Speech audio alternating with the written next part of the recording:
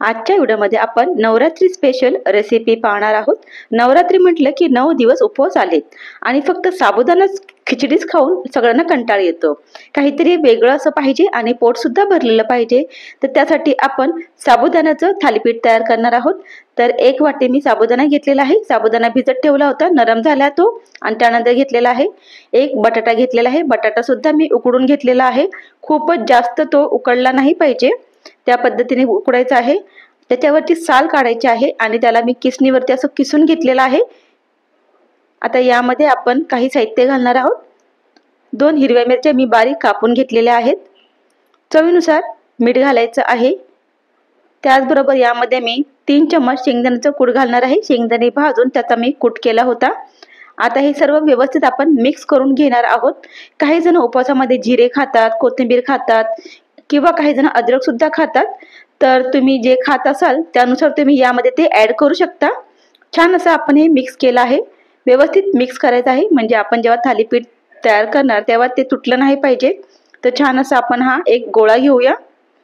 एक प्लास्टिकची पिशवी घेतलेली आहे। तुम्ही दुधाची पिशवी घेतली तरी चालेल, कोरडी करून घ्यायची आहे। त्यानंतर आपल्याला याच्यावरती थोडंसं तेल लावायचं आहे, जेणेकरून आपण जे थालीपीठ तयार करणार ते खाली चिकटलं नाही पाहिजे। थोडंसं तेल लावल्याच्या नंतर आपण जो गोळा घेतला होता तो घ्यायचा आहे। किती तुम्हाला थालीपीठ छोटं किंवा मोठं पाहिजे त्यानुसार तुम्ही हे मिश्रण घ्या आणि त्याला छान असं हे पसरून घ्या। त्याला गोल आकार आपल्याला हा द्यायचा आहे। तुम्ही यामध्ये एक छोटंसं होल सुद्धा करू शकता किंवा होल नाही केलं तरीही चालेल। याच मिश्रणाचे तुम्ही अप्पे सुद्धा बनवू शकता। अप्पे पात्रामध्ये हे मिश्रण गोल असे त्याचे गोळे करा आणि थोडंसं तेल टाकून ते तुम्ही फ्राय करा। अप्पे सुद्धा छान लागतात। एक तवा गरम करायचा आहे। तवा गरम झाला की थोडंसं तेल टाकायचं आहे आणि आपण जे थालीपीठ बनवलं होतं ते अलगद यावरती सोडायचं आहे।